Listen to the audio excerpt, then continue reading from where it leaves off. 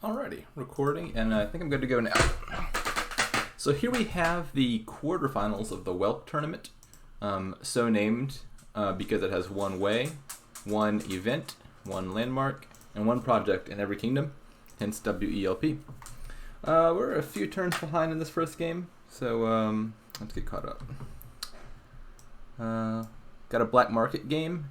It looks like the key thing this kingdom is missing is draw. No, as I say that, actually any card can be draw with Way of the Otter. So we have draw with Way of the Otter. Got plenty of villages between Mountain Village and Walled Village. Citadel can eventually be a village. You could eventually trash with Forge, plus buy from Grand Market, also from Black Market. So nothing specific I think you really need to get from the Black Market here, but I definitely play with them anyway just in case you find something good like Outpost or some other high value card, Goons, etc. How do they open? They both open with Ironworks and then Fairy Grand Market. That makes sense to me. If you put Fairy on Grand Market, then Grand Market now costs 4. All of a sudden you can gain those with the Ironworks because it's now within the price range. And so I guess they both decided to spam Grand Markets. Seems like about as good a strategy as any. And so I imagine that's going to be where this game goes until that pile runs low.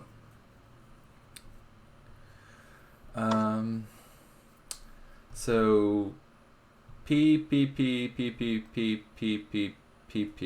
is currently delivered between Wharf, Relic, and Hunting Lodge. All of those sound really good to me. I actually think I might be inclined to take Hunting Lodge over Wharf there. With Black Market, the draw to X abilities of Hunting Lodge seem potentially very strong. You can get all your coppers and other treasures into play, then play Hunting Lodge, potentially draw like 4 more cards, and that could be more draw than Wharf in this scenario. I mean, not that Wharf's ever a bad card. You could definitely take Wharf there as well. I'm not going to criticize that. Even Relic is fine. But I think I would have taken the Hunting Lodge. It's about as much draw, I think, as Wharf if you set it up right. But it's also plus action. So PPP. I don't know. How do I call this person something more efficient? Mini P's is deliberating what to put in their hand. Looks like they chose to put a Wharf in their hand. That makes sense to me. Draw is always good. Grand Markets are now out, so I'd be thinking about what I want to put my Fairy token on. I assume you move it here. Pile's getting really low. They're being really cavalier with those piles. I don't know if you can afford that. Can Hakha pile out Peddlers and Ironworks now? Quite possibly.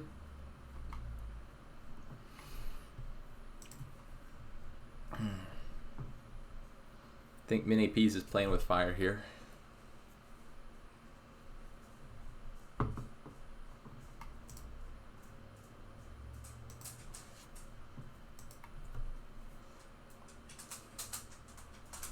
I think I might have taken fewer Peddlers, put my Fairy token on some pile and buy a few of those. Maybe Fairy one of the village piles. Could you consider scoring here, like take a Dutch or something? I'm not exactly sure what the strength of Hakhas deck right now is. I jumped into this a little bit late. But with a stack of Grand Markets and some Ironworks, definitely seems within the realm of plausibility that you could empty like 9 cards. Ooh, these are all nice cards. Border Village is generally good. Festival's got plus buy, which is valuable here. Lurker's just always nice and when you get it from Black Market because it's uncontested. You can just like trash whatever and not worry about your opponent sniping from the trash. Hakha passes on all of it, looks like.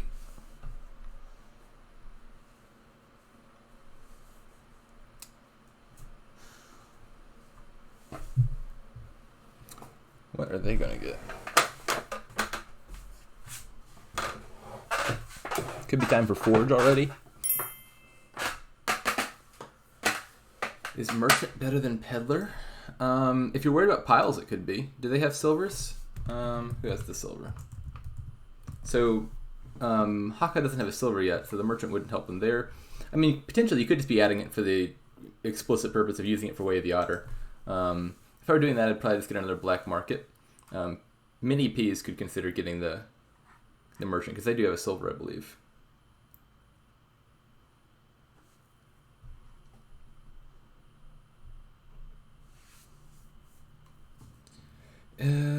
Is there a win in hand? There's 7 cards to gain. They have 8 buys. I'm going to guess that there's a win in hand. You could ferry Ironworks if you need to. Gain a bunch of them, buy an estate. This looks like it should be a win. Oh, and Messenger, of all cards. They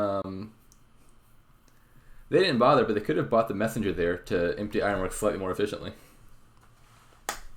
Because buying Messenger would allow you to gain 2 Ironworks. 1 for yourself, 1 for your opponent. Alright, so that's game 1 to Mini Peas. What's this match a best of? I don't even know.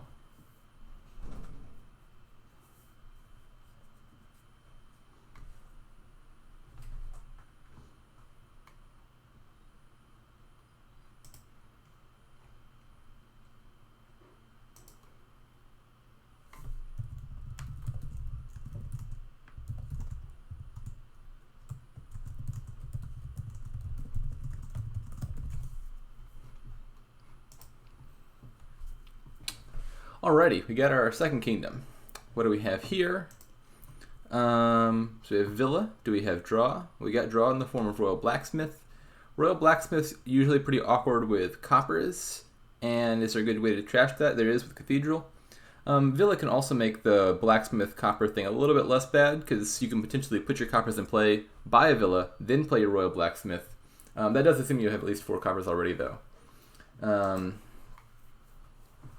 I think that's still probably the right way to go. You get you get Cathedral to trash down, and then I think a draw engine with Villa and Royal Blacksmith is probably strong enough to beat, like, rebuild stuff. The Theatem thing is interesting. If I were trying to play rebuild, I would be interested in, like, trashing a state into Theatem, popping the Theatem for 3 silvers, and then, like, buying a victory card to score hella aqueduct points off of that. That would be a cute little interaction. I'm not sure that's really worth it, because, you know, the virtue of rebuild is playing very quickly and into the game fast. And if you're taking detours into Theatem, then that might slow you down. But the little fancy play with aqueduct might be intriguing enough to try. Yeah, I don't think I put rebuild. Could you still get the Theatem thing with Cathedral around? Maybe. Do you just do, like, Cathedral Theatem money? Is that a thing? I could see it. You pop the Theatem at the start of your turn, then you buy a new one at the end of the turn. I still think I'm playing with Villa and Royal Blacksmith, but maybe the Theatem thing could see a spot in that. It's just awkward because you have to make sure you draw it in hand so you can Cathedral it. Whereas if you're drawing it like mid-turn with your Blacksmith, there's really not much to do with it. Patrician seems pretty awkward here. There's not a whole lot of cards in the deck I'd expect to cost more than 5. So, I mean, I guess you buy it if you have 2 coins to spend, but I'm not even sure it's better than nothing. This is an interesting set of buys. I must say, I wasn't expecting Cardinal and Explorer to be the key buys here. Is Cardinal important here? I mean, I guess it's alright as your first terminal, since it's not conflicting with anything else. I didn't expect that to be the place this deck goes, though. Likewise, Explorer. Explorer is very money-ish. If I wanted to get silvers, I think I'd probably just do the Theatem thing. I don't know what they have planned. So, Hakhas Cardinal hits Mini P's Cardinal. Mini P then regains it. In fact, does that attack even do anything? It looks like they might have gotten the Cardinal back into their deck before they reshuffled anyway.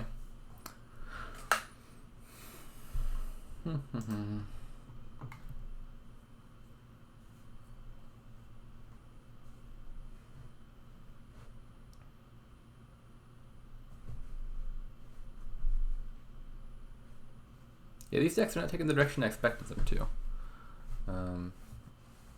I guess they've decided money is the key play here. Or maybe they're just taking a roundabout route to the Blacksmith engine. Could buy Theatem here. scores you 2 points. You can trash it for 3 more silvers. Hakha will be buying a villa, I'm sure.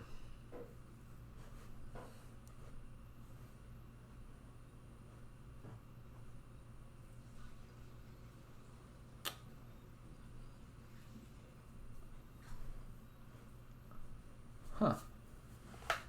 So they've just decided mass Cardinals is the thing to do. Cardinals not terrible. I think it's a little underrated, but it's still not like an amazing card or anything. This sequence of plays is a little surprising to me.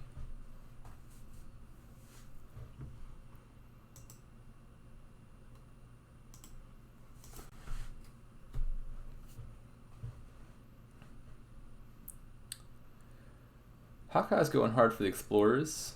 Mini Piece has matched that with one of their own.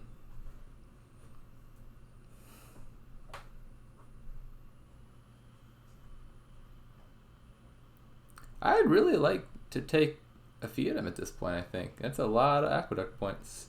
And if you're playing apparently big money, then, 5 extra victory points is nothing to sneeze at.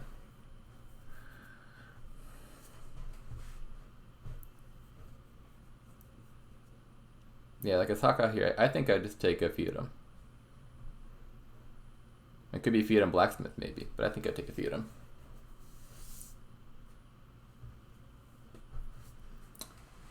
Playing Villa as Monkey is kind of fancy.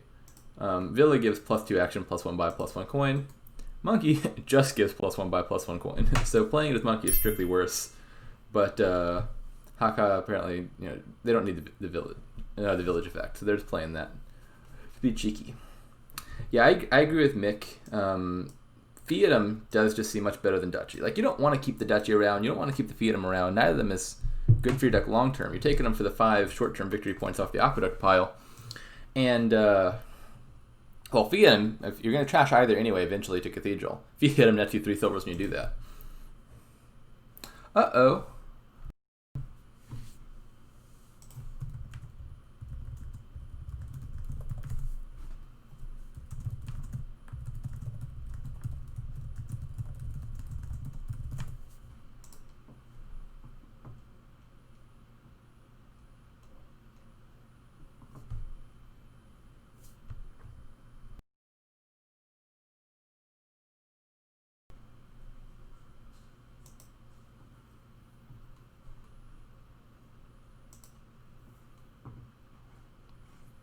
Can you hear me now? Is this any better?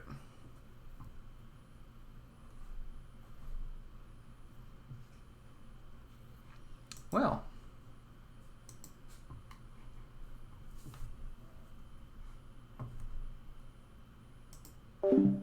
Testing.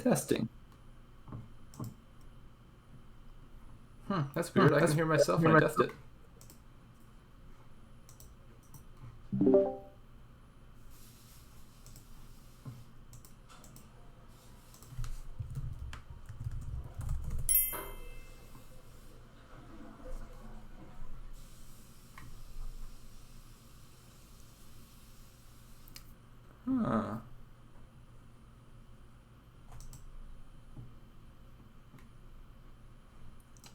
I'm just going to rejoin.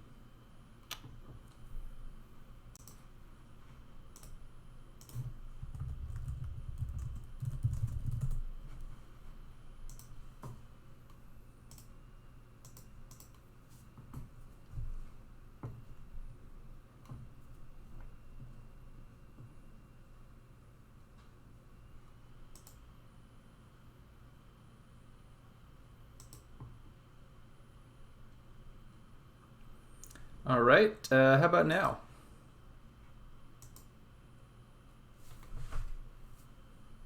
Oh, you do hear me? All right, perfect. I guess just restarting Discord worked. I have no idea what the problem was. All right, so it looks like the only big change since I last paid attention to this game is Mini EPs does now have 2 blacksmiths. I like that. I feel like Blacksmith's a good card here. They've already got their coppers out of the way. Villas make it quite playable. It's also immune to Cardinal, which is kind of nice. Hakha does have the points lead, though. I like the points grab, although I mentioned a second ago to to no one's ability to hear, that I did agree with Mick's comment that Fiat would have been the better buy than Duchy. You probably want to trash that victory card anyway. You're just buying it for the points. Might as well be a card that gets you benefit when you trash it. Explorer, I guess, will be able to eventually get you some extra aqueduct points off those golds once you get some provinces around. So the question, I guess, then is going to be, will building big with the extra blacksmiths be enough to pay off for mini Ps? Because they have a bit of a points deficit to catch up, but there's still 8 provinces left.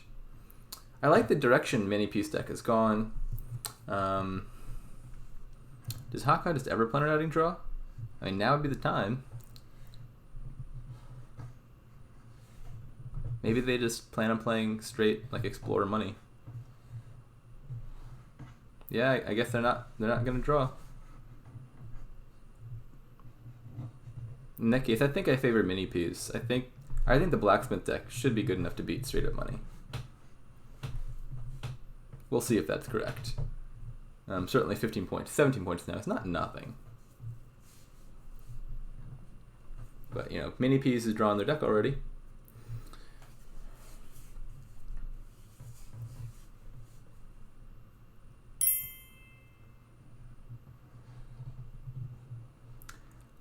Yeah, I was again saying to deaf ears that Cardinal's not an amazing card. I think it's like a little bit better than people give it credit for. It's an annoying card for certain, but I would not have guessed, and in fact did not guess looking at this game, this is going to be a Cardinal Explorer money game. But they seem to really like those Cardinals. That choice surprises me a bit, but have they done noticeable damage? I mean, they're mostly just exiling each other's Cardinals on all the surplus silvers. I guess hitting Villa would be something. There's only a very limited plus action to go around, and so maybe once the Villa pile runs, the Cardinals could be strong. But yeah, mass Cardinals, I don't know. That's not the direction I expected this to go. Not by any stretch. Yeah, that's a good point. One person here, I think, values the villas a lot more than the other. Mini P's deck with all those terminal draw cards is definitely happy with some extra villas in the pile to resolve terminal collision. Hakha could very much just snipe those villas just to deny them to Mini P's, even if you just trash them to your Cathedral later. That's still not a bad play. If you're going to take one villa, you might as well take the other. Well, no, Hakha just wanted one.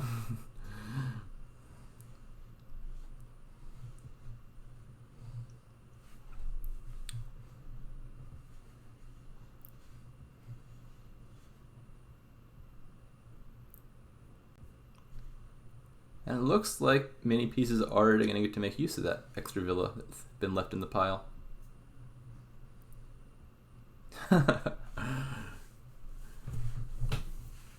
So Hakha took exactly one villa, and because Mini P is going to get the extra cardinal plays in, I think it's already going to come back to bite him.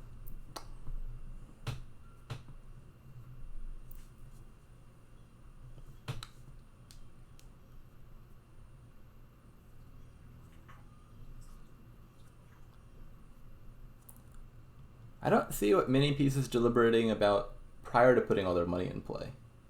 I mean, you can't overdraw here. There's no villa tricks to be done with that.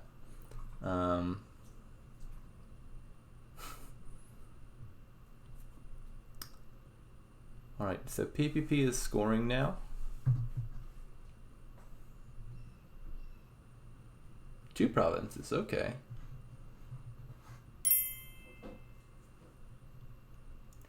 You dislike Mini P's villa buy?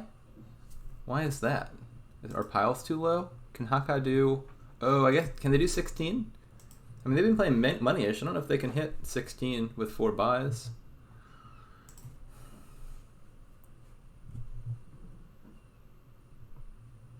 I'm not seeing what's to dislike about that villa buy.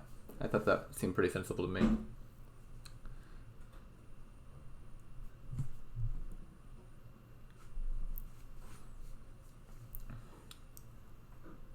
I think Mini Pieces in the driver's seat. They're already relatively caught up in points, and only one of these decks has Royal Blacksmiths in it, which I think is going to be pretty substantial come the end game. You know, Mini P's deck, I think, in a real good day, could hit like triple province.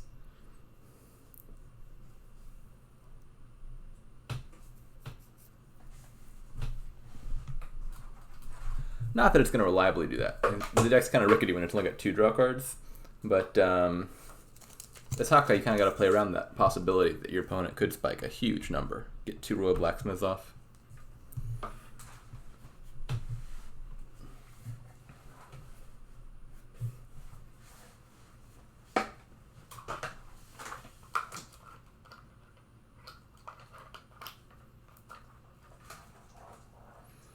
Exiling Villa, that's probably not bad.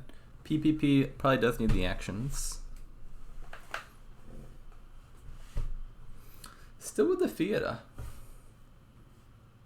I guess Hakhas maybe England for the pilot. That makes sense.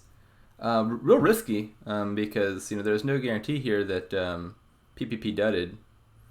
But are both of their blacksmiths in the very bottom 5 cards of their deck? That's rather unfortunate if so. But I believe that's the case. Okay, they just barely found him. So how many points can they do? Whole lot, but they also need a whole lot. So that's 16 points to score. Can they do 3 provinces? I don't know about that. The farmer's market seems awkward. I don't think they have enough actions to support that. Well, maybe Hakhas steals this one after all. PPP can fit in an annex buy if that happens to make a difference. But yeah, priority 1 here just has to be take a points lead if you can get it. No, they don't have it.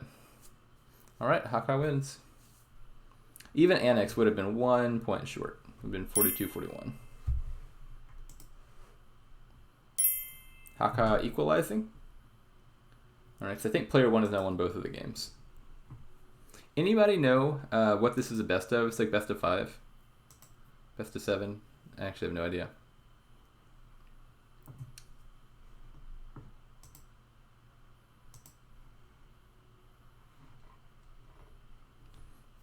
What have we here? So there's Groom. I guess step 1 is check to see if there's any alternate VP. Not seeing any Groom rush here. We've got Draw, could be Cursed Village, Steward, Advisor, Witch, Avanto, Action. Cursed Village is action, Coin of the Realm is action. Academy is quite good action. Way of the Otter actually can make any card draw here. Plus Buy is entirely absent, but you can gain cards with Groom. You can gain stuff with Populate. You can forge stuff into other stuff. Trashing, Steward, and also Sauna. So I would think here, given that plus buy is limited, I think Groom's going to be a really strong card. Grooming horses will be really nice once you've got Academy, right? Like you groom an advisor or something. You get plus 2 action from that because you get 1 villager from the horse gain and 1 villager from the advisor gain. So I really want to play with Groom here. I want to get Academy and get lots of Grooms. And then I think the late stages of the game will be populate to get your extra quote-unquote buys, and then you can forge stuff into other stuff. Like you populate to get like a Cursed Village and a Witch, or not, that doesn't work. You populate to get like a Cursed Village and a Steward, and then you like forge Cursed Village Steward into Province. Or you get like 2 advisors off of, like a populate and a sauna. You get an advisor and a sauna off of populate, you could forge that in the province, that sort of stuff. And so I think early game is lots of Grooms and Academy to get rolling. Then once you start hitting 10, you're populating on your buys and then forging into provinces. Seems like the best way to build up to multiple provinces here. I think actions are just going to be in no short supply. You get Academy once, and your deck is just going to have like infinite villages forever. All right, let's look at their plays. So PPPPPPPP open with Steward Groom, as did Hakha. Yeah, that makes sense to me. Turn 3. So Mick is saying trash rather than buy Academy there. I don't have a strong opinion on that. Like, obviously trashing is super good. Very good argument for that. But Academy is also super good, and your Groom's about to be coming up. So I can see the argument for Academy as well. Although as it happens, their Groom looks like it ended up missing the shuffle. Hakha also does the same. They both got Academy turn 3. Okay, so I think mix imagining, maybe this piles out before it ever gets to populate. I don't think they go green before they hit 10. I guess the concern here is 3 pile before 10. What are the piles? I can totally see grooms running out. Maybe stewards? I don't know. What's the third pile that's going to run super fast? Advisors? I think we get to see some populates. I can see grooms running for sure. Stewards maybe, but I don't think there's a third pile here that's going to run out fast enough for populate to not see play.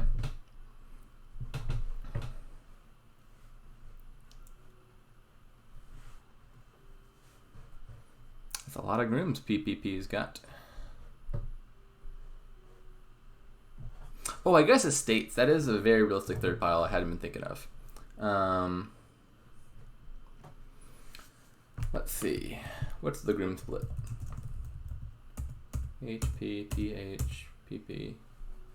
So that's 4-2, 4-4. So Mini P's has 6 grooms to Hakhas 4. That's not quite enough to threaten an estate pile out in a single turn because they've only got 7 games, but it's kind of getting close. Maybe as Mini P's, you take like a single estate at some point to leave that estate pile at 7. Because 7 estates is something Mini P's deck can do and Hakha's deck cannot. That might be worth thinking about. There's also something worth thinking about here, which is if you have as many villagers as they do, you might just play your horses as otters. The downside is, horse is +2 card +1 action. Otter is just +2 cards. So you're giving up a villager every time you do that. The upside is the horse stays around for another turn. Because the thing that sends the horse back to the pile is part of its instructions. If you play it as Way of the Otter, you don't follow those instructions. You never send the horse back. So I would strongly consider, especially if I had excess villagers and wanted a short-term boost, I would play the horses as otters instead of normally, because that would retain those cards in my deck for longer.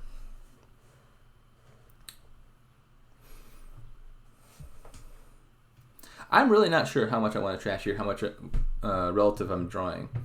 Trashing is obviously super good. There's also super great draw to go around. I think that's a little bit of a tough needle to thread.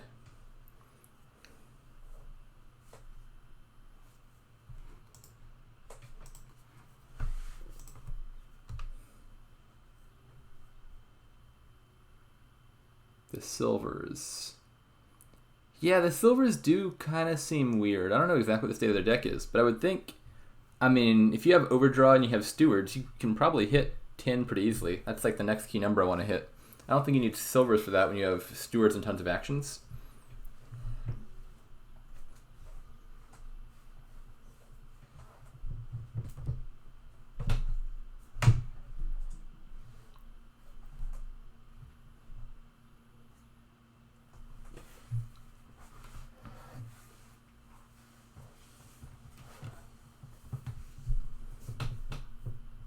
I wonder what PPP is contemplating. I assume the first thing you do is draw a steward.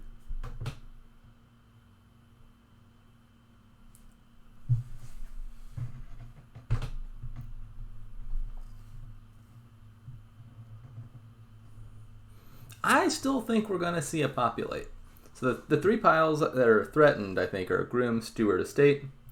But the person with the most grooms is Mini P's. He's got 6 of them. So they can't threaten to pile out all the estates in a single go.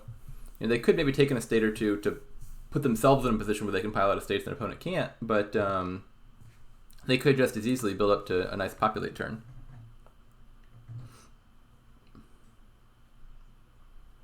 I would definitely auto the steward for the fancy play points.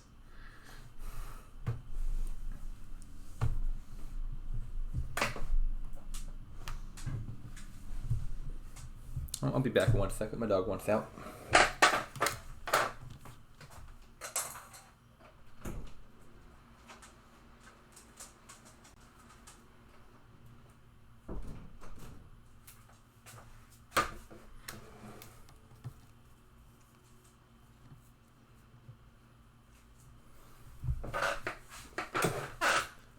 Alrighty, what have I missed? Not a whole lot, it seems.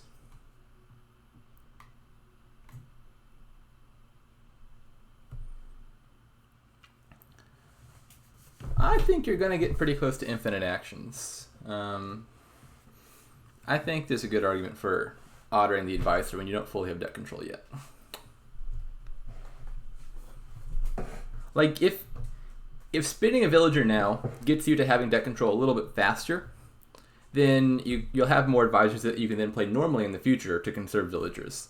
I definitely value that short-term benefit. When I've got like a stack of 7 villagers that I'm sitting on, I mean, yeah, I'd be ottering the horse as well, I think. To me, I'd play it as close as I can on villagers and not worry too much about those. The short game seems important here.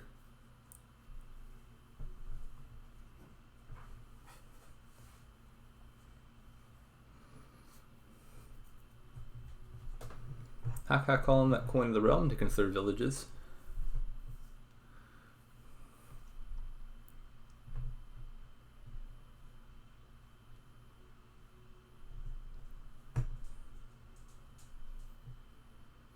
Who's in the lead here? I just have to assume it's Mini P's because they won that Groom split 6-4, which seems kind of significant. Beyond that, I'm not totally sure. Let's see who trashed more. PPP is also more trashed. They've trashed 4 cards to Hakhas none. So I'm going to say Mini P's is in the driver's seat. But what else do you call them? PPP. I can't even guarantee that I've said the right number of P's. All right, P to the 10th.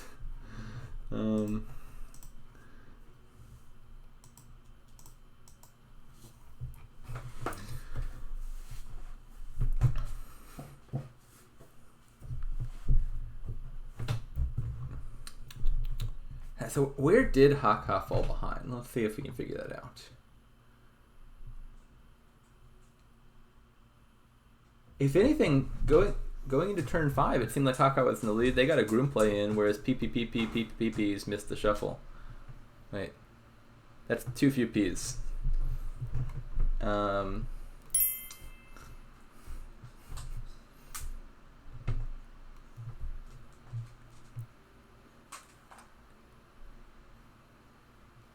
PPPPP. There we go. Names are hard. I'm not even sure if I'm putting the stress in the right places. Maybe it's like PPP, PPPPP, PP.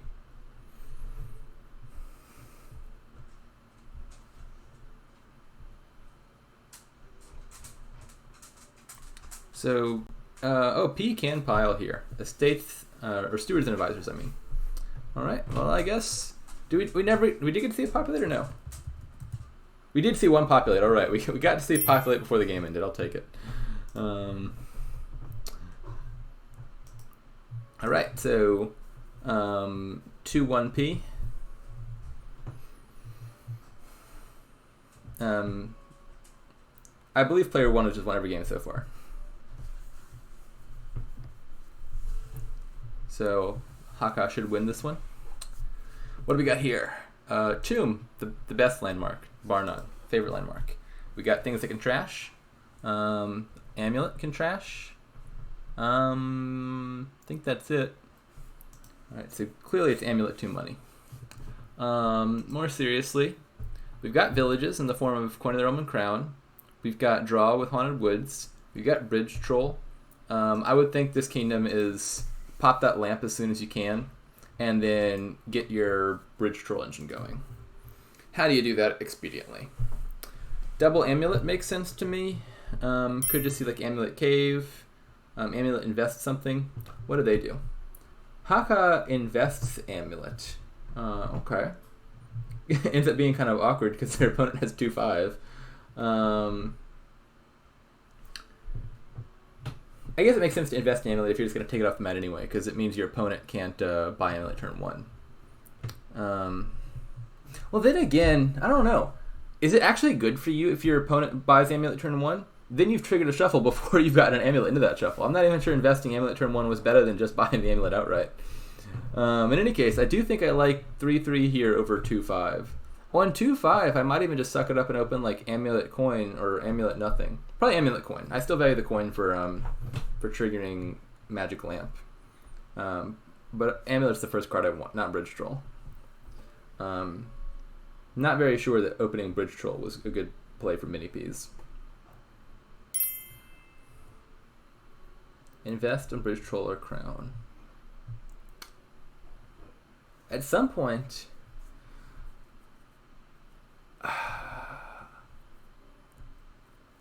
I think early on, my highest priorities are probably going to be getting unique cards into my deck, which probably means if I have a $4 hand, I'm getting Secret Cave, Silver, Amulet. Or maybe you don't need to get Silver because you can gain that off of Amulet. And then I can start thinking about investing afterwards. But I think top priority here is just pop that lamp, and then start thinking about investing in other stuff. Because once you get some like Crowns and Bridge Trolls going, your deck's going to kick off explosively. And so I think being like 2 turns ahead to getting a lamp off would probably be game winning. And I'm not sure invest is helping you there. They need to hit 6 unique cards, but you invest one of Crown or Bridge Troll, they can just get the other one, or they can get Haunted Woods or something. And then they gain that later when it's less important.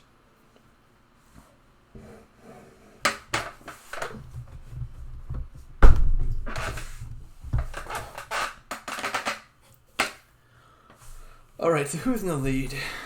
I liked Hakhas opening better, partly just because they had 3-3, but then they did have Amulet Collision, if I'm not mistaken. Yeah.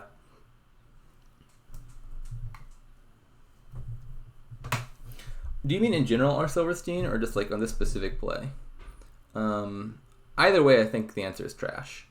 I really want a thin deck because I really want to line up my Magic Lamp, which I don't think either of them's done yet.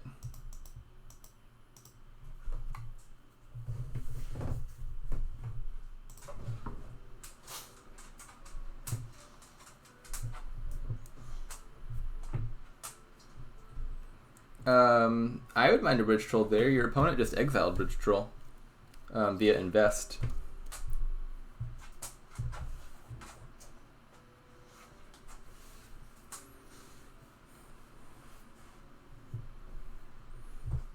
I don't see any reason to draw the opponent 2 cards there. I mean, if you really wanted to buy something, you could buy like Haunted Woods. Haunted Woods seems like a good card to be hitting Lamp. Oh, Hakha is kind of close, right? Oh no, they don't have an amulet coming in.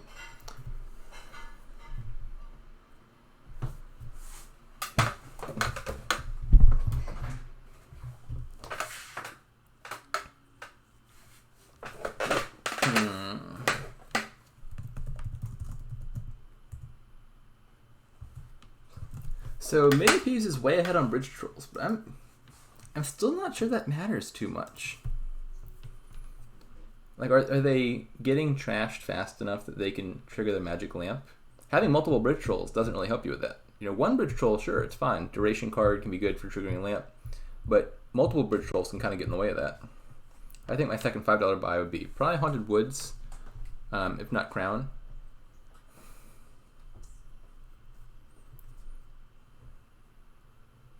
Oh, this is going to be a real good play for Hakha. I think they're going to have both their Crown and their Amulet in play as duration cards, which means they are going to be very likely to trigger that Magic Lamp next turn. I would just I agree with what Silverstein's saying. Just trash both the coppers. Then you can probably trigger a Lamp off of Crown, Amulet, Silver, Copper, Cave, Lamp. Yeah, that should work. Maybe buy a Bridge Troll or a Haunted Woods just to be sure. Yeah, it looks like they got it in hand. They can call Coin of the Realm for an extra unique, which I think would allow them to still play the other amulet, right? They would have Crown, Coin. Yeah, if you call the Coin of the Realm, then you can put the Haunted Woods and the amulet into play. You'll still have 6 uniques as long as you don't trash the copper.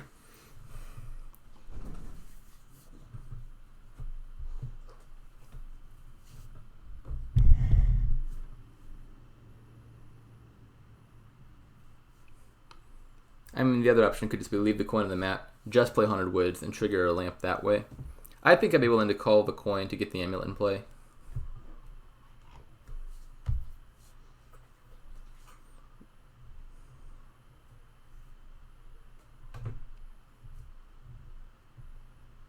Are they going to do it?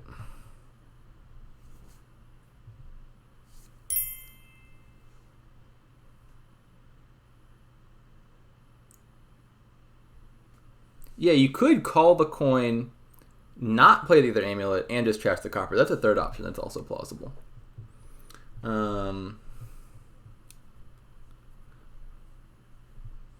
I think I like this least of the three. My idea had just been call the coin so you can get the other amulet in play without it counting against your uniques. Mort's idea was call the coin and don't play the amulet so you can afford to trash the copper. Hakha does neither of those and just leaves the amulet unplayed and the copper untrashed. I guess the advantage of the coin is still in the mat, but that seems less important than either of the other two to me.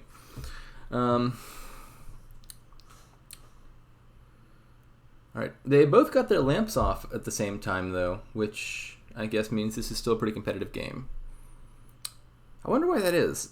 PPP just seems so much less trashed than Hakha is. Maybe they just got lucky there? I was expecting Hakha to go off first.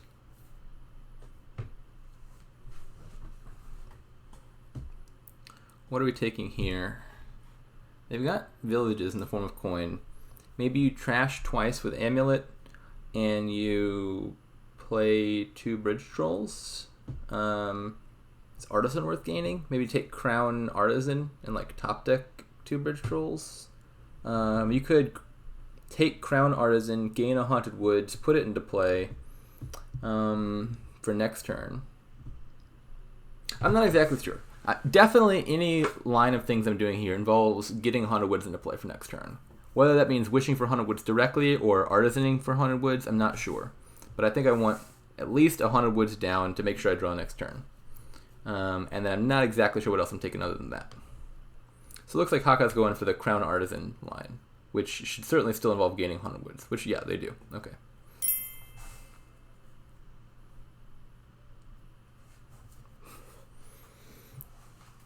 Yeah, that does sound quite unfortunate.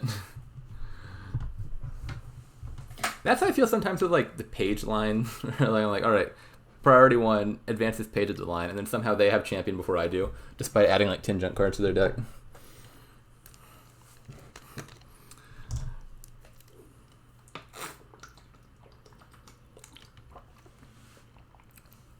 I like the way Hakhas played this turn. This looks pretty good to me. And what are you buying here? Another coin? Yeah. They do need to get caught up on bridge trolls soon. There's definitely a world where PPP could just like lock them out of the game by getting a majority of the bridge trolls.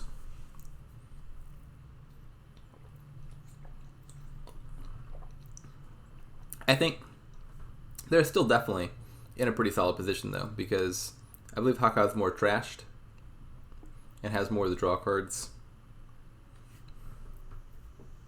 This is, in my opinion, still anyone's game.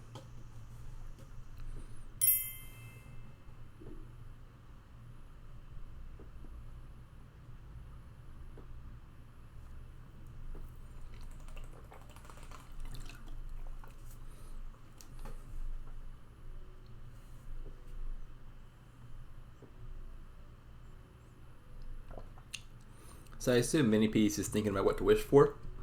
What's the answer to that? I think the answer involves the Haunted Woods, same as Hakhas. They have plenty of coins on their tavern map, so I would think about probably mirroring Hakhas play. Wish for Crown Artisan, gain a Haunted Woods or 2, and put those into play. Let's see. You wish for Crown Artisan. Maybe you wish for 2 Haunted Woods, top deck the Amulet and the Copper, and you put your Bridge Troll and 2 Haunted Woods into play. That's an option. You could wish for Crown Artisan, gain Crown Haunted Woods, crown the Haunted Woods, and then put Bridge Troll into play. Does that save you a Coin of the Realm? Let's see. That would be 1, 2, 3, 4. I don't think that actually saves you Coin of the Realm because there's an odd number anyway.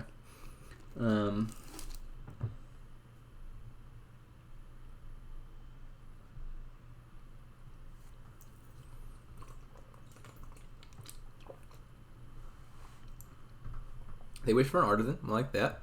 I think wish number 2 is probably a crown. Let's see. What's the coin split? P, H, H, P, P, P, P, H. So Hakha has 3 coins. PPP could conceivably win the coin split here, 7-3 if they want to. I'm not sure if that's super important. I mean, I don't dislike the idea, but there are crowns around, and Crown is quite a good village. And so I think there's definitely a world where you could build this mega turn off of mostly crowns.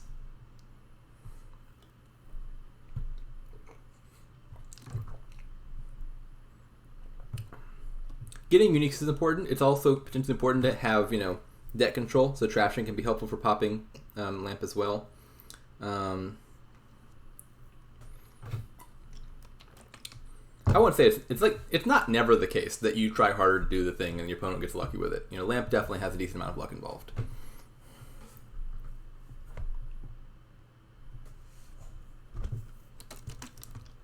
The only argument I could provide against Crown is crowning bridge trolls isn't amazing or anything, because you don't get the effect twice. But certainly, if you deny them the coin in the realm, then they can just turn to crowns, and that's not going to be a huge deal. The other thing, I guess, in its favor though is PPPPP has more bridge trolls at the moment, and so if you're lowering piles, I think PPP has the more short-term pile pressure. Like if they take some coins and a bridge troll or two, all of a sudden Hakha has to really worry that if they lower the bridge troll pile more, then PPP piles out on bridge troll crown or bridge troll estate or something. Especially with Way of the Worm around, which I hadn't even thought about.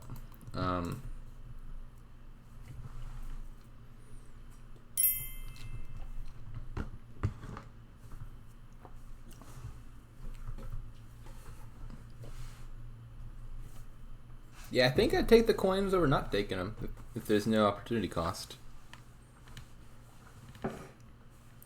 Well, Crown is a great village. I disagree with that half. Crown's basically Throne Room, but Throne Room is a great village.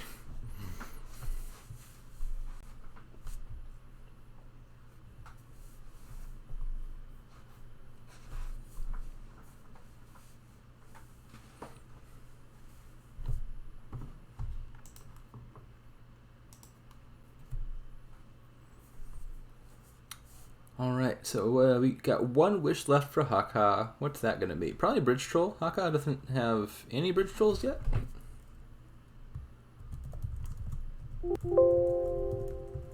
Yeah, so PP has 2 Bridge Trolls and a third in Exile. That Exile Bridge Troll is probably going to start paying off around now.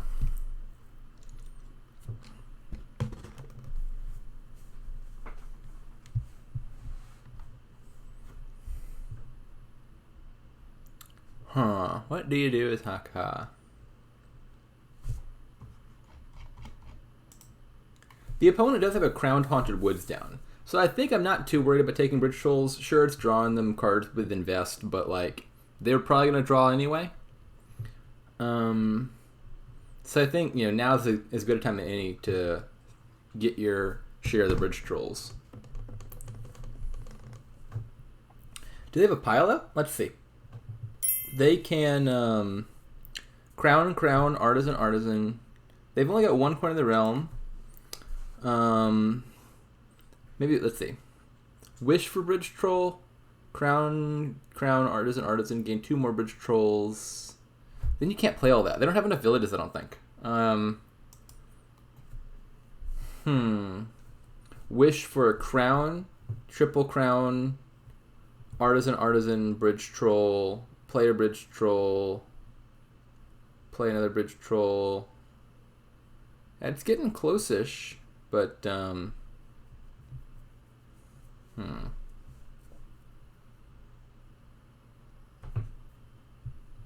I think they're still not quite there.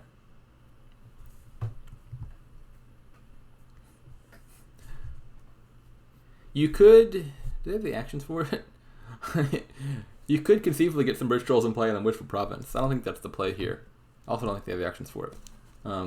But Wish can conceivably gain provinces with cost reduction.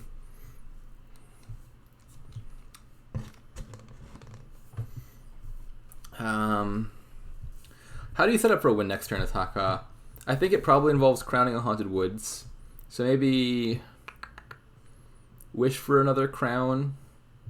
Crown 2 artisans and the Haunted Woods. Top deck some Bridge Trolls. Get your coin of the realm down.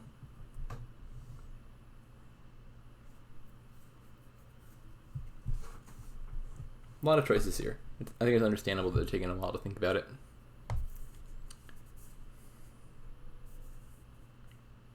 What can pppppp's deck do? They've got 2 bridge trolls. Do they have wishes left unspent? The wish pile is at 10, but unfortunately, I don't know how many wishes are supposed to be in the wish pile. 12? Okay. Let me see. Let's check the log. Plays a wish. Okay, PPP has played 2 wishes, so they have 1 wish left.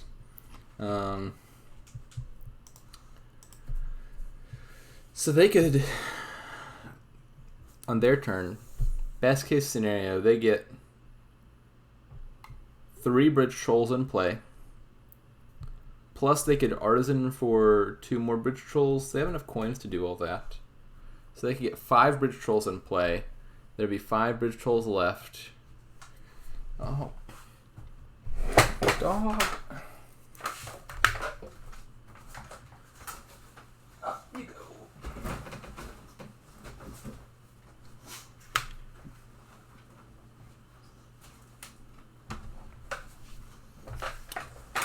Alrighty, I'm back. I was in the middle of trying to figure out what PPP's deck could do. So they have 2 bridge trolls already. Could wish for a 3rd. Could they wish for an artisan gain? That's not even helpful. They could wish for bridge troll, artisan for 2 bridge trolls, play 5 bridge trolls. That's 6 buys. There would be 4 bridge trolls left, 2 coins of the realm, and 4 bridge trolls. I don't think they could pile out and win. Unless there's like an extra gain in there I'm missing somewhere. So I think Hakha can safely build here. I don't think they need to take more points. I don't know, maybe there's some world where PPP can take a points lead with like Tomb or Way of the Worm using their amulet. That seems a little bit far-fetched. Then again, how does Hakha build without lowering bridge trolls? If Hakha lowers bridge trolls and doesn't take points, then all of a sudden maybe a pile out is possible for mini Ps. Yeah, I'm very curious to see what they'll end up doing.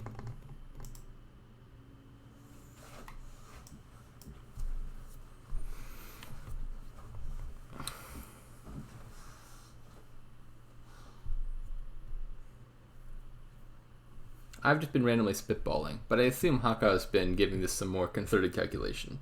So I trust that whatever they ultimately decide on will probably be a pretty good play. There's a lot of variables here.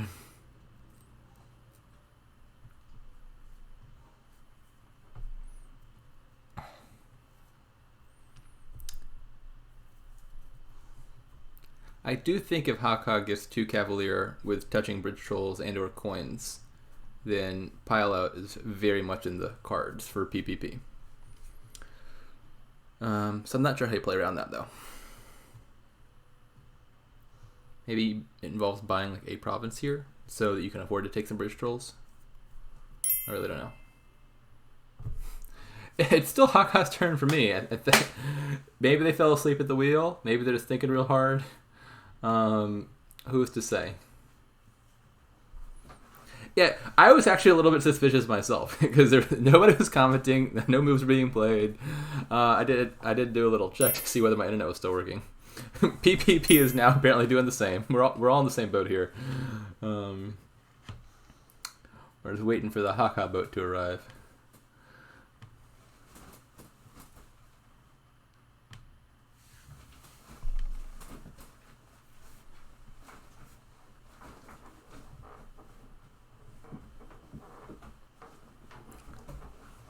Alright, I guess that subtle nudge from Mini Ps was what Hakha needed to finally get their butt in gear and make some plays.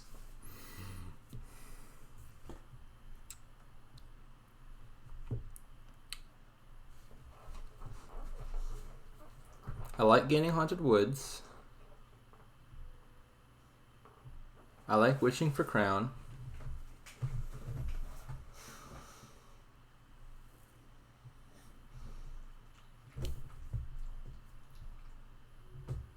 I worry about the number of actions for next turn with just one Coin of the Realm down.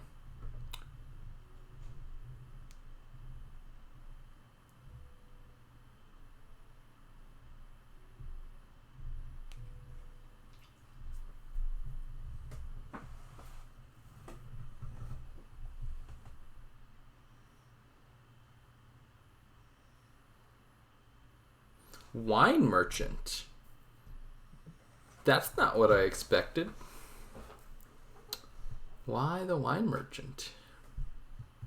Maybe they're taking Canal? I don't know what they're doing with that. Maybe they're just afraid to take a Bridge Troll and they're trying to find another way around that. That's a valid concern. But definitely not the lines I was considering involved gaining Wine Merchant.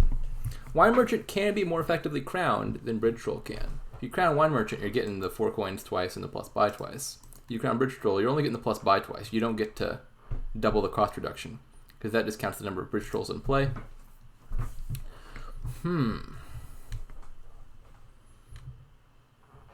Alright, well, Hakha has fallen asleep again.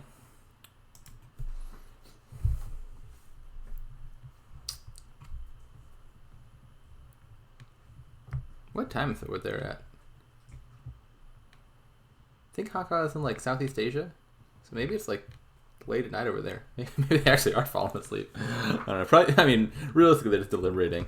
But they're definitely taking the jolly time. I think you got to call the coin here, and then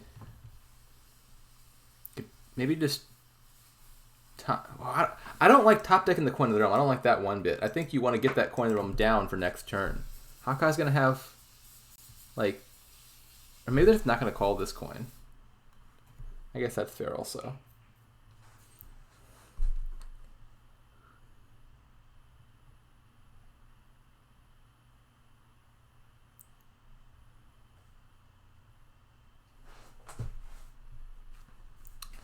I do think this works out pretty well the way they've done this, because if I'm not mistaken, they've played both of those Haunted Woods with the same crown, and so only one crown should be staying out of play here. So they got 4 plays of Haunted Woods. Normally crowning durations has that drawback of your throne room card stays out with the duration, but here I think they managed to minimize that as much as possible, because only that one crown should stay out, even though it's playing 2 throne rooms or playing 2 Haunted Woods. Yeah, I was thinking get a Bridge Troll in play also. I imagine the concern is, and maybe Hakha countered it more closely than I did, that if they lower Bridge Trolls, their opponent can pile out. Because PPP was very close to a pile out in a world where they get like an ideal draw, and like wish for some Bridge Trolls, Artisan for some Bridge Trolls, and buy the last few. And they also have Bridge Troll exiled. So in addition to lowering piles for PPP, gaining a Bridge Troll is also going to draw them some cards. So I'm not going to say for sure that trying to get Bridge Troll in play was wrong, but I think there's some very valid risks that maybe Hakha calculated out in that million hours that they took thinking.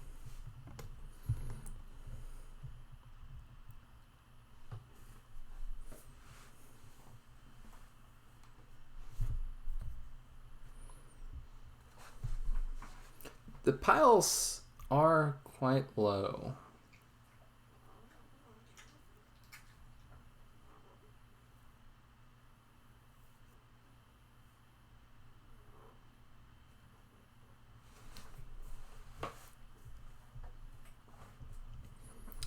So I don't think PPP can do 2 crown, 2 Coin of the Realm, 7 Bridge Troll, and a points lead.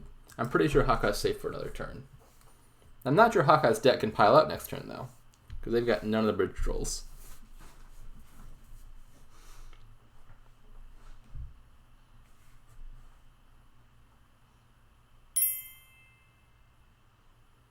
I don't fully understand it either.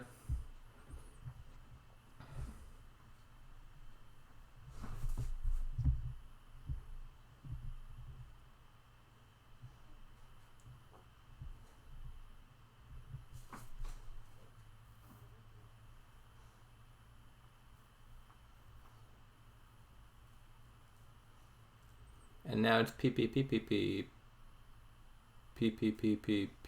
turn to think.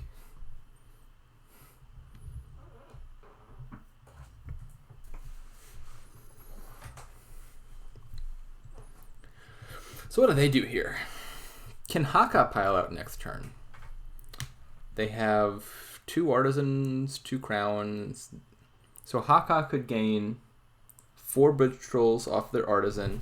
Do they have the actions for that? They only have 1 coin down. But let's see, best case scenario, they gain 4 bridge trolls. That's like 3 bridge trolls left, 2 coins left, 2 crowns left. That's 7 gains.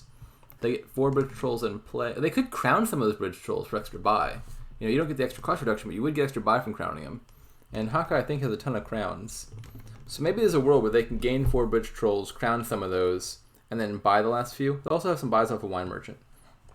I think it might be possible for Hakha to pilot next turn if PPP does nothing here. So what do they do? I don't know.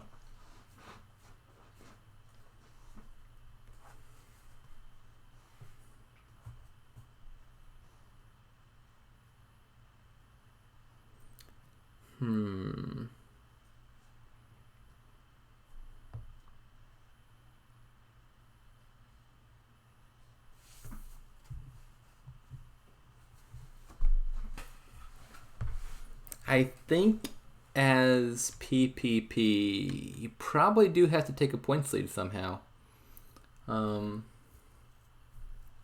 worried about the Hakha pile out for sure. I mean, maybe they can just win here outright. Maybe there's a win I'm not seeing. Let's see. That's 11 gains. They have 2 coins in the mat, which is a good number of coins. Well, they don't really have any crowns at the moment. They could... I don't think they have a pilot here.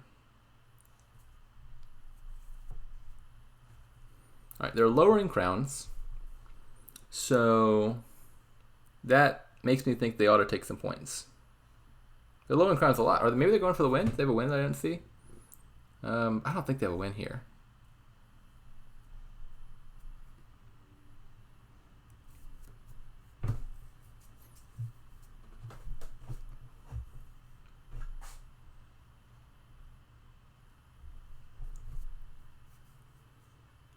That hand just does not have enough cards in it to have a win. Okay, so PPP's lower piles an awful lot. All of a sudden, Bridge Troll coin pile out is super, super viable.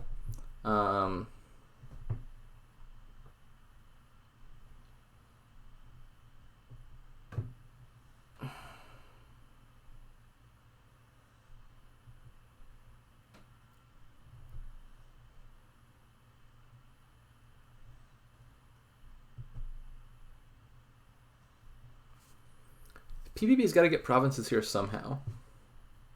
Gaining more artisans? No, now the artisan pile is low too. Now artisans are... You're leaving... Oh, maybe he has a pile out. Maybe he's found it. Does he have a pile out? I hadn't even thought about the mass artisan gain in play. This is interesting. Can he do it? They got 2 more actions coming in. I assume they're playing for the win. Is it there? So they can gain 2 more artisans. How many more plays do they have? 3 more plays. So gain artisan, gain artisan, gain artisan.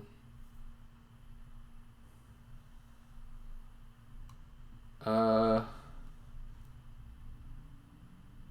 you have 2 buys. This doesn't look like it works out to me. I mean, they're going for broke. I don't believe in this. I don't think it works.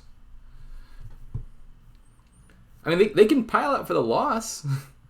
They can certainly end the game here.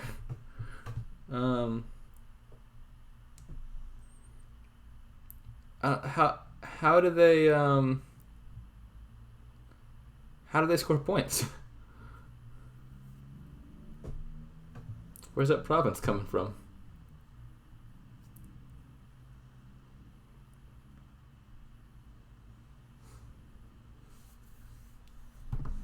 I think Mini P's miscalculated. This is the sort of thing you don't do unless you thought you saw a win.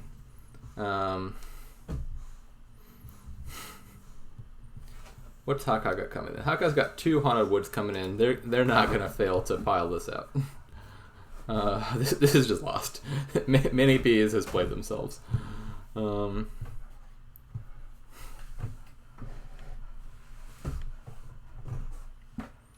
mean, definitely some line that involved getting province seemed good for Mini P's.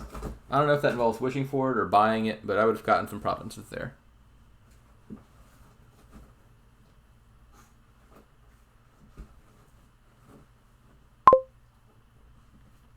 What are they undoing?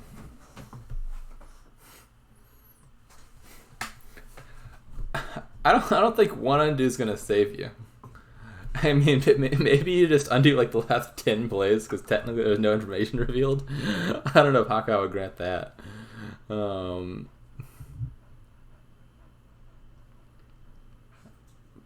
Pretty sure PPP is just dead in the water.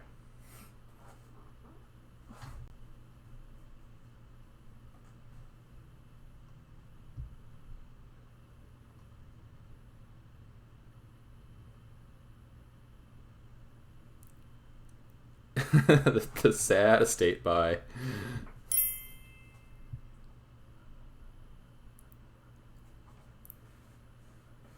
You could have played it worse. You could have piled out the Artisans and the Coin of the Realms, guaranteeing a loss.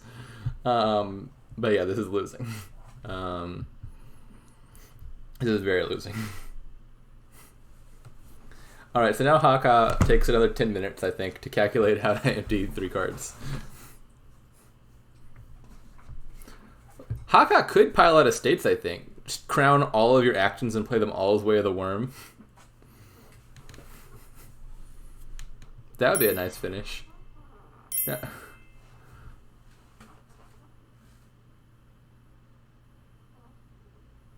I could very much believe that there's a line that involves taking 10 curses here as a pile out to win.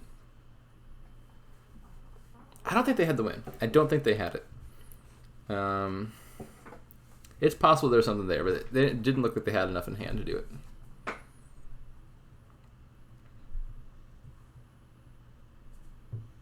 Come on, worm the estates. That's the pilot I want to see.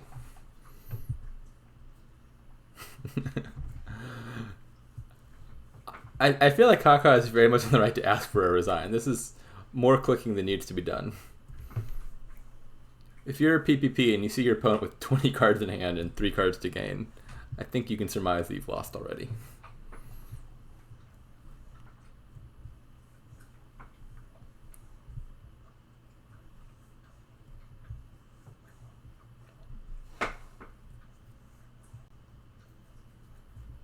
Can he afford the last Coin of the Realm? Well, he did just top deck his silver. Alright. Now they resign.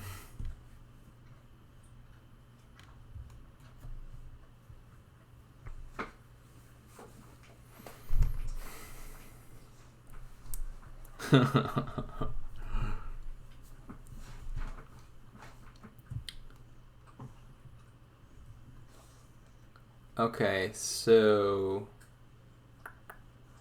I believe that's 2-all, and we still have yet to see player 2 win a game. Oh god, what is this? Swindler, that's not a real card. Neither is Cultist. How are these in the kingdom? How are these not banned? This is gross. I don't like this kingdom. Reroll. We do have the infamous Museum Ruins combo. So clearly the plan is to skip Cultists and take all the ruins for that 10 extra victory points. What are we actually doing here?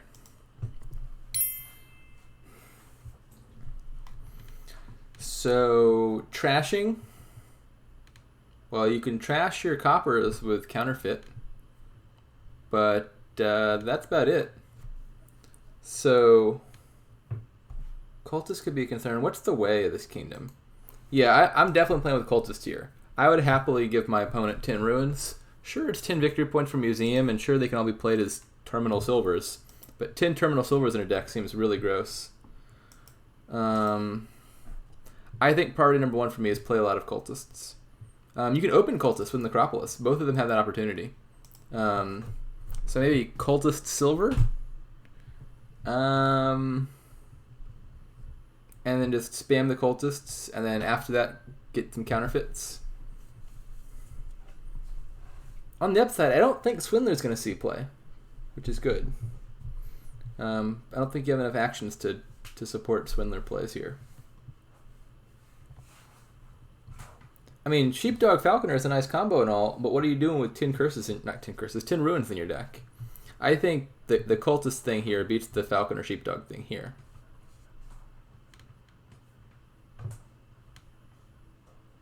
The ruins don't activate Market Square. Or Hovel. It's only half the blue cards.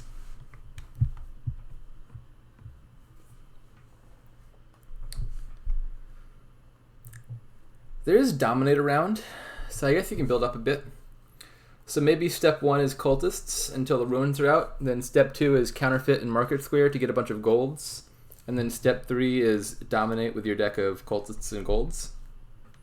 That sounds like a plan to me, I think. I think that's what I'd want to do.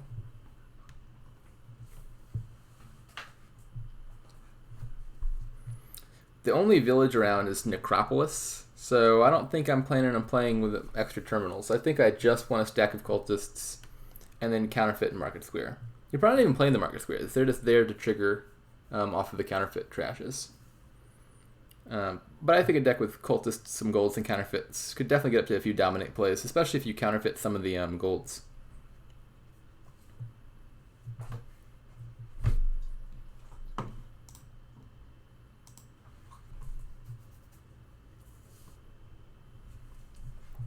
Let's see if they're both doing that. So they both open Cultist Silver. All right, that's what I was expecting.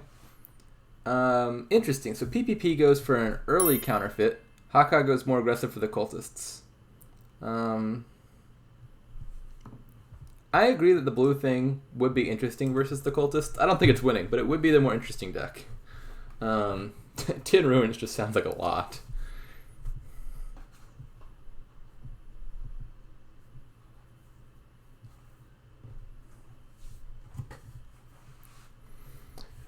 I think I like... Which one of them got the counterfeit? I like Hakhas' position better. I like more Cultists more than I like more counterfeits. You can get the counterfeit later once you've won the ruin split.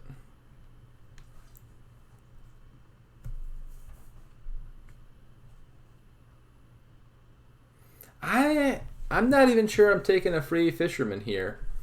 I mean, a majority of your turns, it's probably not going to show up in your starting hand. It's going to be drawn by one of your cultists, in which case it's likely to be dead. I think I've not taken anything here that's not cultist, counterfeit, market square, coins. And then eventually dominate. Fleet will be nice, I guess. There will be some pile pressure with cultists empty and ruins empty and counterfeits for plus buy. And so you might consider taking fleet at some point after that initial phase to avoid a pile out.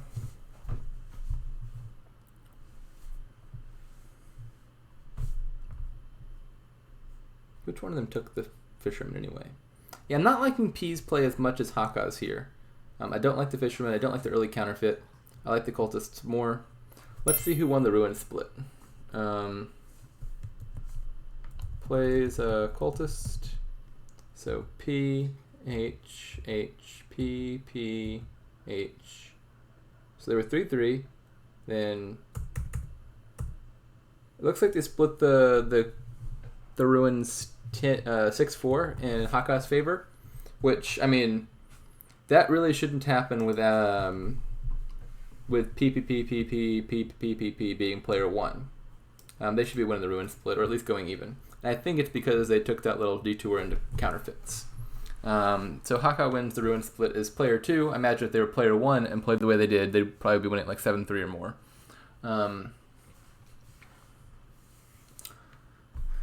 Yeah, so at the very least, Hakha, I think, is sort of equalized from the player 1 advantage here, because they're naturally turned behind, but they've got in 2 fewer ruins in their deck. Now what are we getting? What's the counterfeit split like?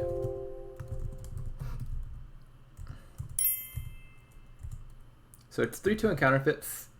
I'm I mean, I think no Swindler bot makes sense. Very fortunately, we don't have to see Swindler. Swindler is just like an absolute demon of a card. I hate that card. But it's not good here because it's a terminal action card. You're limited on terminals, and you want to play cultists. Plus, like, what are you hitting?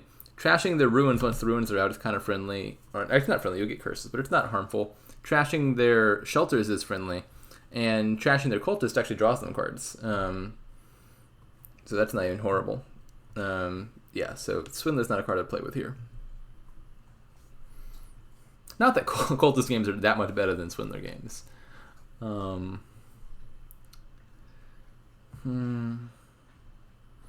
don't know that you need 3 counterfeits. I mean, I guess I'd take a third. No, I would take cultist over a third counterfeit for sure. Even with the ruins empty, I'd value the draw. I'm happy drawing to like 2 counterfeits. Who has the market square? P does have the market square. That's one advantage. P also has fleet, which is another advantage. Those are 2 things P has going for them that Hakha does not. I want those eventually for sure as Hakha.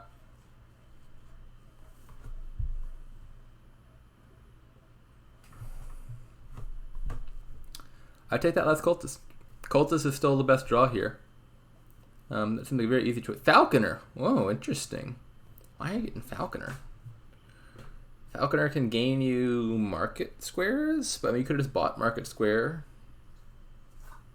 I don't understand the Falconer buy. Can't explain that one. I thought that was an easy cultist buy.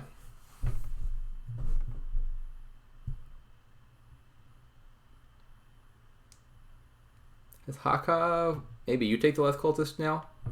Yeah, I like that. The other consideration I think was getting fleet there just to like protect yourself against pileouts. I don't think PPP had any chance of piling up this turn, but maybe in the future. I think cultist was probably the best buy.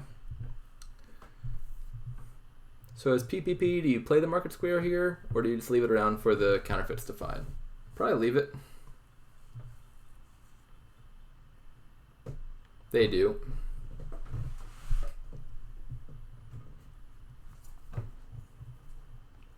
Buy another market square?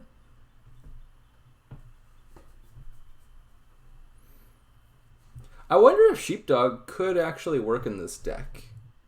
Like, is there a world where you trigger Sheepdog off of the gold gains from the market square and then draw through to maybe the gold you just gained or some other treasures? That's actually worth thinking about. You just stack your deck with Sheepdogs. I don't think that works super well, though, because if the Sheepdogs get in the way of your cultist chain going off in the first place, then they kind of backfire. So I think that maybe that's just wishful thinking on my part. I like Sheepdog. I like when it works. I don't think it quite works here, though. I guess worst case scenario, you could activate Sheepdog and just play it as a sheep, and then it's kind of like a silver instead of a terminal silver. That's not bad.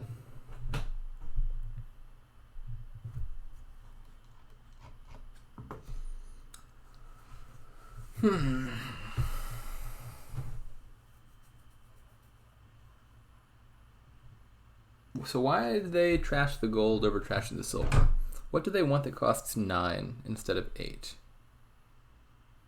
Apparently they wanted to spend 8 coins on a silver and a counterfeit. I can't explain that. So PPP was buying 2 cards that are collectively worth 8. If they counterfeited the silver and then just played the gold normally, they would have had 8 money. But instead they trashed their gold and kept their silver. Is there a reason silver is better than gold that I'm just not seeing here? Can't figure that one out. Can't figure that one out one bit. I think this is just a misstep there.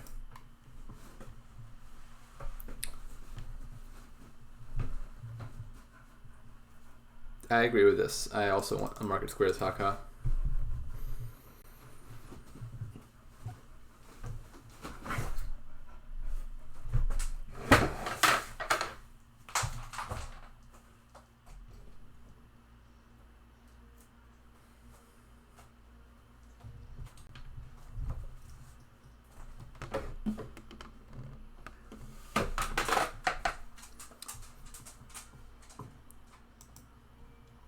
Buying more silver. I think that could be a market square for you.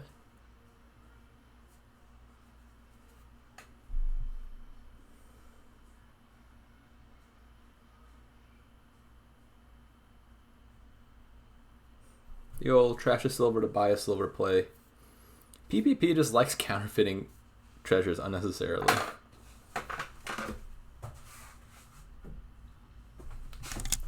I mean, I guess theoretically, counterfeiting silver to buy a new silver does lower the silver pile by 1. So they're just angling for that silver 3 pile because they have the points lead.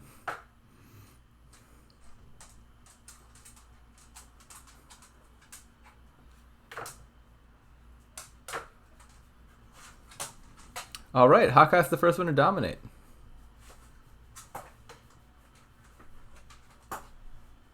PPP's deck draws a whole lot of nothing.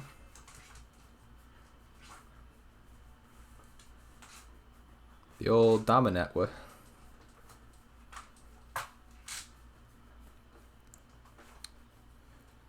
So now, can Hakha get a pile out here before PPP can also dominate?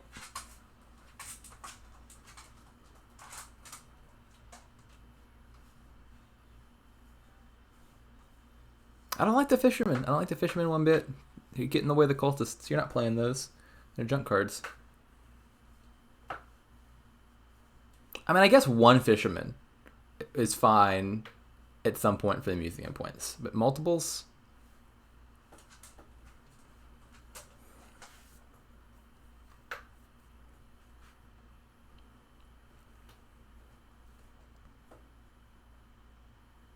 What's the third pile that runs? Counterfeits, maybe?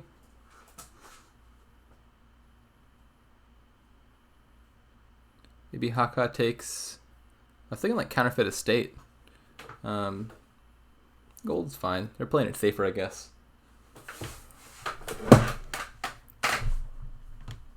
The estate is 3 victory points.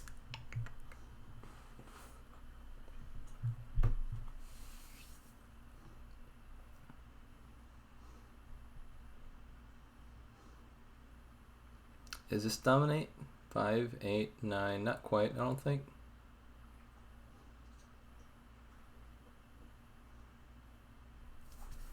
Yeah, best they could hit there was 12.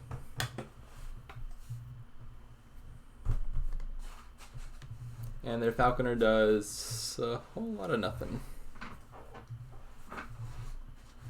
Does this dominate? They got 8, 9, also 12.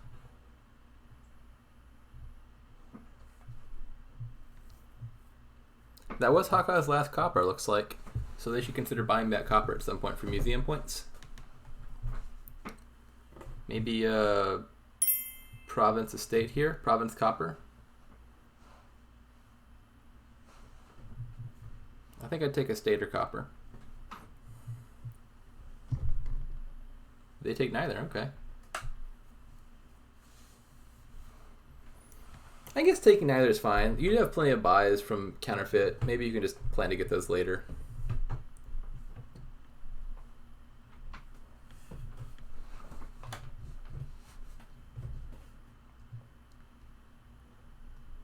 PPP's deck does just seem worse.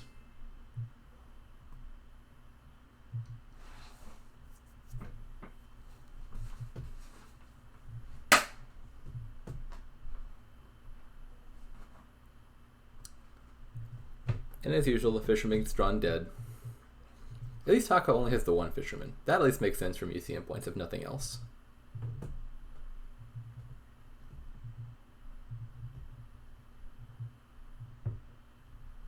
What's the Cultist split?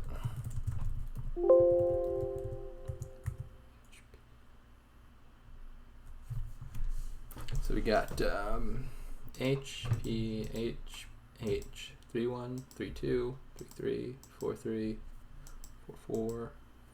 So Hakha's up 6-4 on Cultists, down 4-6 on Ruins. Hakha's deck seems like it should be drawing much better over the long term here. I feel like this game is probably destined for a Hakha win for a while now. I think it probably comes down to PPP getting a little bit too lazy about getting Cultists early and giving those Ruins out.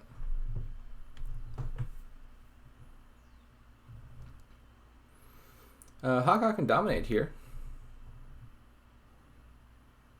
And they don't need to dominate. They can just buy province. But they can dominate. You just counterfeit both golds. You don't even need to counterfeit the counterfeit, but you could.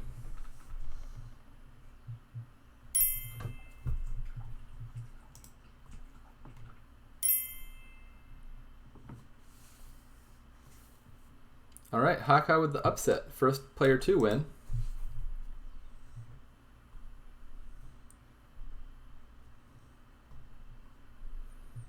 So I think it's 3-2 now for Hakha, and so Hakha gets to play first. And if they win as player 1 here, they do win. So this is looking pretty good for Hakha. What about this kingdom? Academy Hostelry looks like hella villages. You gain a bunch of horses. Draw is Envoy, Enchantress, Patrol, Trashing, Salvager. Plus buy is Herbalist? That's gross. You do have Sculptor for gains, though. So it looks like you build pretty big. Most of the gains will come off of Sculptor, and maybe at some point you add an Herbalist to be able to double province.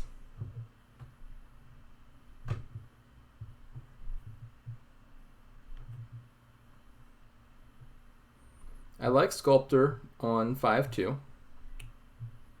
On 4-3, what do they take? Enchantress and Borrow for Sculptor? That seems alright. Oh, you're right, Searing Spear. How did I look up? Yeah, Salvager's a much better buy than Herbalist. You're totally right. And you want Salvager anyway for trashing. Yeah. There's, I guess, not a whole lot of point in getting Herbalist here if you get Salvager anyway. I would not get a Contraband at some point. I would very much not want a Contraband.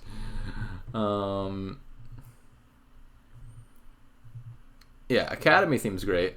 I think you want Academy, you want Sculptor, you want to gain a bunch of like Hostelry and some of those draw cards.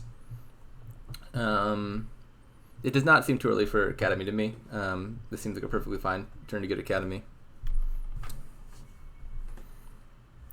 They could maybe sculpt a Hostelry, take one horse by Academy.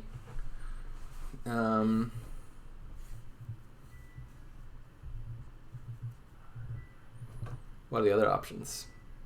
They could just sculpt a silver for a villager. They could sculpt a salvager for future use.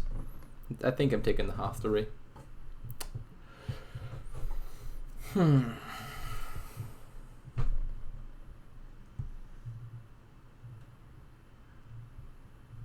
So is Hakha.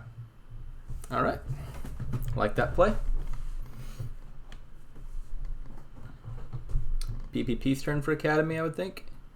No, PPP just wants a Salvager. I don't know about that. If you take the Academy, you can gain the Salvager off of Sculptor and immediately play it. Yeah, disliking the Salvager play.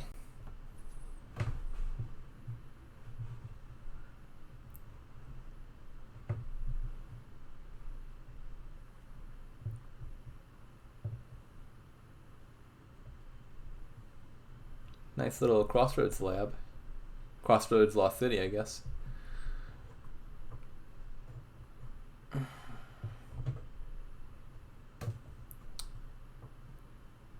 Sculpt an Envoy, alright.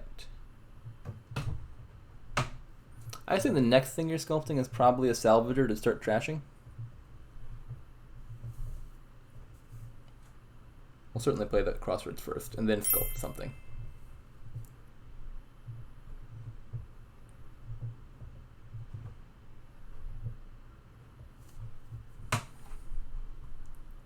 I think it all ends up the same place. No, this save. Yeah, you're right. This saves them a village. Denying Crossroads was better. They'd have the same amount of coppers either way because they wouldn't need to draw. But they're spending 2 actions at the moment on Sculptor Salvager. And if they didn't have Crossroads, that would cost them 1 villager. It's unlikely to make a big difference because I imagine villagers will be in great supply here. But denying Crossroads does seem like the better play. Surely this is an Enchantress. Interesting. I guess that's fair. You can delay trashing a little bit here if you have real good draw. Hakha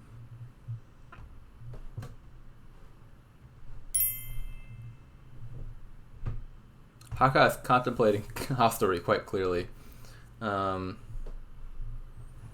was thinking Salvager as well, but I can see the logic for Enchantress. Well, Hostelry here is getting you like huge numbers of Academy villagers. But yeah, I think Sculptor is probably a better buy. I think.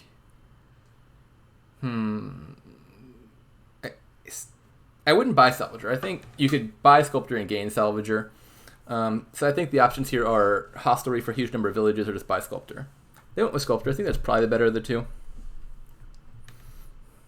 Yeah, Sculptor is basically all the cards are silvers now. You get a villager no matter what you gain. I guess unless you gain a state or curse.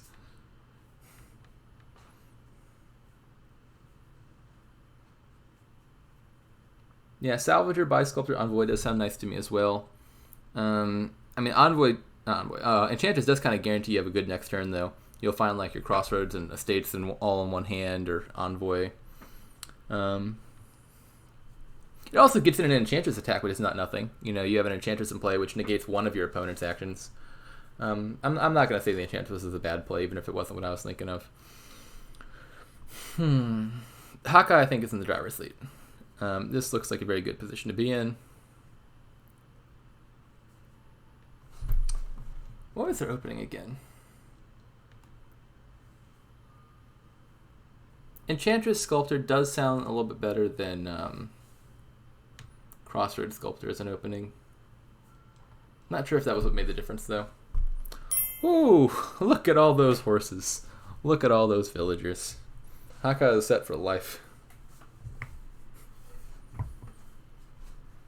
Maybe you just start thinking about salvaging the horses rather than playing them. Hakha has not trashed a card yet, though. That's something. That's a good point for Lemon Spawn. You just play all the horses as camels. Take a huge number of golds.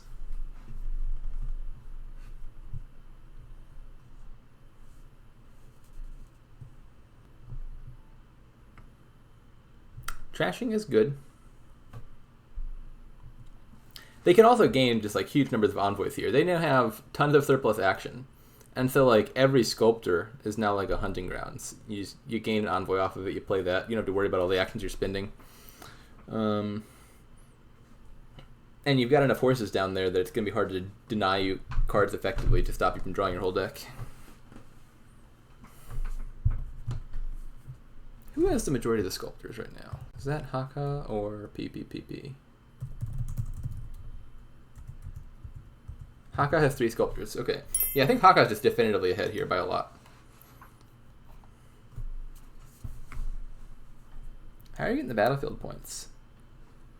You don't have a whole lot of plus buy. I don't want to gain them off my Sculptor. There's much better things to sculpt. I mean, I guess you got that nice Crossroads Estate synergy, but I'm not seeing how you fit in time for Estates at the moment. I'm not sculpting for them, and Hakha doesn't have plus buy yet. Does PPP gain them with their Salvager buy? I don't know.